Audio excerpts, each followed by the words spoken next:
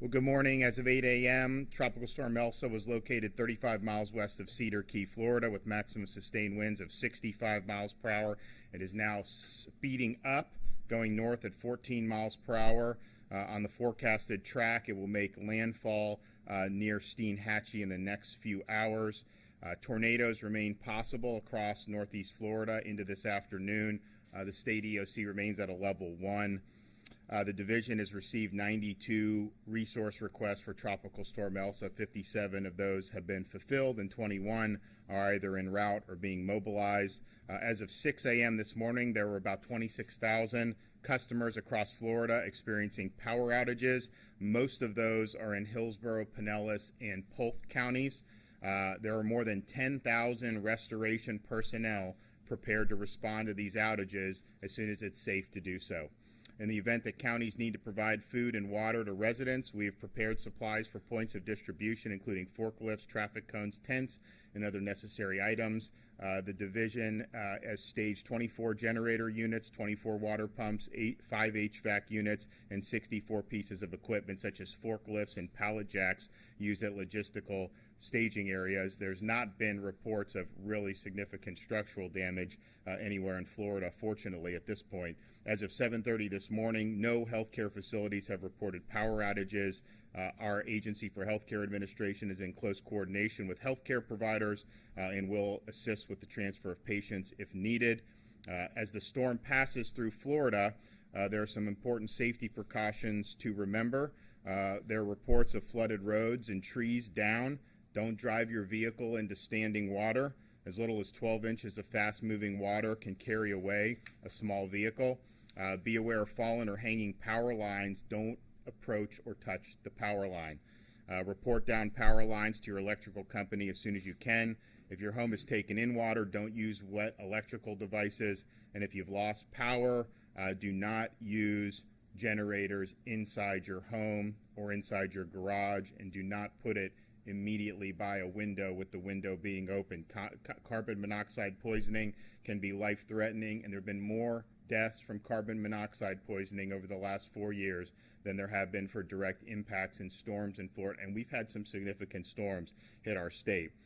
So listen to local officials in your county health department on the safety of water supply. In the event of power outages, bottled or boiled water can be used for drinking, cooking, and personal hygiene. We're monitoring the storm as it makes landfall. We'll provide additional updates. I ask Floridians to simply be safe and use common sense. All things considered, where we looked at 72 hours ago, I think the impacts have been less than what we thought would be reasonable. So we're fortunate. We saw a little bit of a wobble to the west when it was approaching Tampa Bay, which potentially minimized impacts there. It is going to go into our Big Bend area.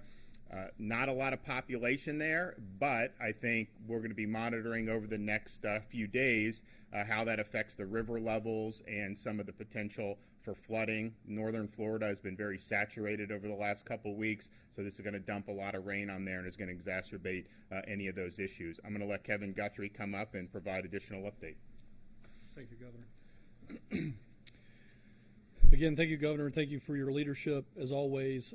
Thank you for stressing the importance of storm safety, especially as we begin to see some of those power outages coming in. As you begin to see damage from Tropical Storm Elsa, I want to emphasize the importance of documenting that damage in your communities. The division works very closely with FEMA. In fact, FEMA is here in our building on post-landfall operations to conduct damage assessments and ensure that all damage is properly submitted and documented. The best way to capture this damage is via photographs. This includes taking pictures of debris, high water lines, and property damage. You can assist in this effort by taking photos of the storm damage now. This will also help you ensure that any insurance claims you may need to submit once the storm passes will be obviously valid and help speed up that process. Accurate and comprehensive documentation of damage can help the state secure federal recovery funding. So as you begin to do your own damage assessments, please take pictures of your homes, the surrounding areas, and other areas in your communities. If you choose to upload photos of the damage through social media, please remember to tag the division so we can add it to our damage documentation as well. The division is at FLCERT, That's at FLCert on Facebook and Twitter. We'll use these damaged photos, as I've already said, to work with FEMA. Please stay safe, and please follow all safety advice given by the governor, the division, and your local emergency managers. The division will continue to work closely with our federal partners, and I appreciate your time. Thank you. And 2 weeks out, nothing, right? Do we see anything? Okay, so we don't see any tropical activity right now in kind of the 2-week horizon. But I would just caution people. This part of the year is really not the major leagues for tropical cyclone activity. I mean, as we get into the middle of August, September, early October, the vast majority of significant activity occurs during those time periods. Obviously, you can get it June, July, you can get it even in November. But this was something I think that we've been able to handle fine. But there is going to be more activity. I mean, we don't have anything on the horizon, but people just need to be prepared. And as these storms come, we're going to have to deal with them. So we'll have any additional updates, but I think you're going to see it go through the Big Bend and end up in Georgia today. And we'll look to see what type of damage is, and we'll be there to respond with any assistance that we can provide. That I could take a couple questions. Well, Governor, I know it's been a relatively mild storm, but have any injuries or fatalities been reported? And also, what's the status of the National Guard? Were there any additional I don't think we have any reported, correct? There's no fatalities, and we've got about 50. Yeah, so we have had no reports of fatalities. And then we've had 50 National Guard for probably the last 72 hours. But I would caution folks on the fatalities that we typically have seen fatalities after the storm passes. And so if you have, and there have been reports of debris falling on people's homes, you're probably going to see that. Just be very careful as you're clearing the debris. We have people that fall off the roofs when they're trying to work on this and pass away that way. Obviously, I've been stressing the use of the generators, making sure that you're using those appropriately. And we obviously have a very dynamic state. There's been a lot of people that have moved in here since we've had Irma. And I just hope that if this is your first rodeo, just please heed the warnings about handling power outages and handling some of the issues with your yard or with your debris, because that's the last thing we want to see is any type of injuries or fatalities for that. Can I ask you about Surfside? As you've worked through that tragedy, 2 questions. There's a lot of people who reside in high-rise and aging high-rise condominiums around the state. Is there anything that you think that the state should be doing? Do you support asking for recertification of some of those very old buildings? And the second question is, how has this tragedy and working with those people and the families, how's it changed you? Well, I think if you look, and I've said this before, we in Florida, those buildings are kind of a dime a dozen, particularly in southern Florida. You drive by, you don't even think twice when you're driving by some of these high rises. So you have a tragedy like this, and this is one where I've met with a lot of these families at this point, and you learn about the people who lived in there. Wouldn't have probably thought twice under normal hustle and bustle of normal life. And so you see the impact that they had. And I mean, these families, these are big, some of them big, beautiful, great families. And their lives have been shattered with this. And I think in different ways, depending on the individual that's missing. But you see that pain is very, very deep. And I think the fact that the building came down and there was a waiting game, and those search and rescue were there. They were doing everything they could. They did everything right. The Israeli team, when they came, said that those Miami-Dade folks were doing everything right. But I think the agony of not knowing, could there be a rescue? Could they potentially see one of their loved ones? And then you wait, and then you don't have the news. And I've talked with them and say, we just wait by our phones, not knowing when we're going to get any type of news. And so I think not knowing has deepened the agony and deepened the grief. And of course, those guys are working around the clock to be able to identify everybody. But it's been, I think, a unique tragedy. You don't expect to see that many that many folks impacted. When my wife first got the reports early morning, he said a partial collapse, and I was thinking like maybe some balcony or some part of a building, but then when you look at it, I mean, it was a massive collapse of a structure, which just doesn't happen in this country, and I think it's been devastating for Surfside, but also the broader community in southern Florida, and really Florida and throughout the world. I mean, those folks, we have people coming from all over the world to mourn the tragedy. I mean, these are folks who touch people. I mean, I talked to the Israeli prime minister. I mean, obviously they sent folks. We have a lot of folks who had connections in Latin America, and then obviously right here in our own communities. And so it's going to be tough. I think it's going to be tough to get everyone back on their feet. I mean, even the folks who didn't lose anyone but then left their units.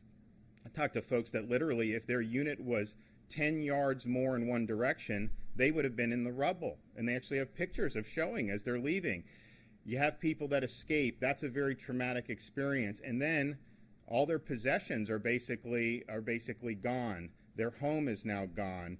And I was, when the building was demolished, I asked, is there any way we can let them go in and get their possessions? And every single person said it was too dangerous to be able to do that. And so, and that's very sad, because you have everything from valuables to family heirlooms to all these other things.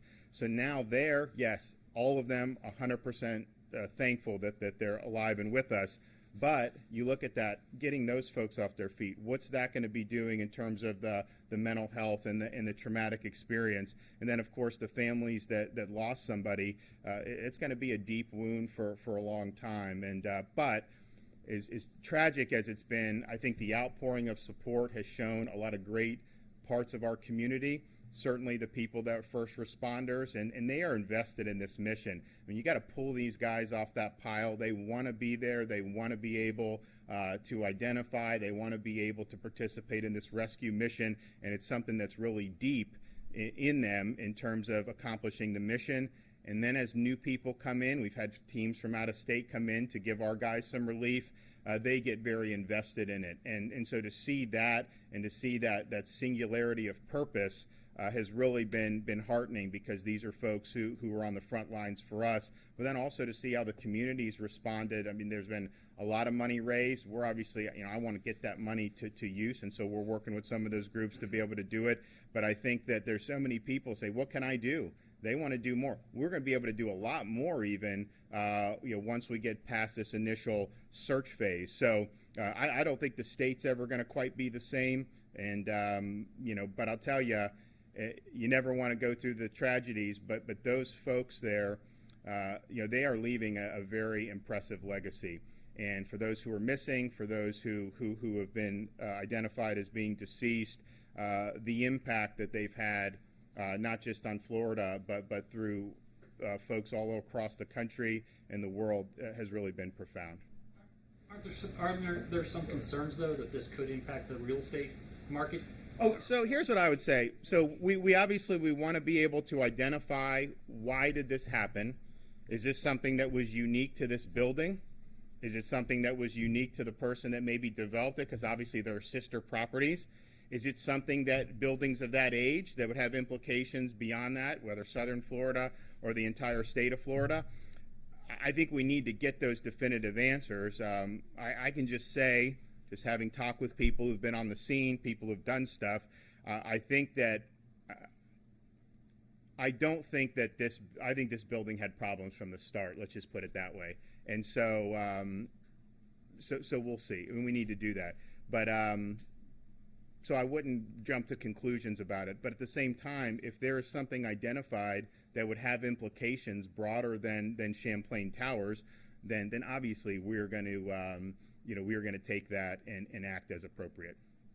Okay, well, I don't know if we're going to need to do any more updates depending on what happens. Obviously, if there's more damage, we'll be back, and we potentially could end up going down to some of these places. But by and large, I think that the local response, everyone was ready to go.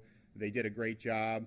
Clearly, this could have been worse from what we were looking at 72 hours ago, but you're always better to be prepared, and so that's what we did, and we're happy that everyone had all hands on deck over the last couple days. Thanks.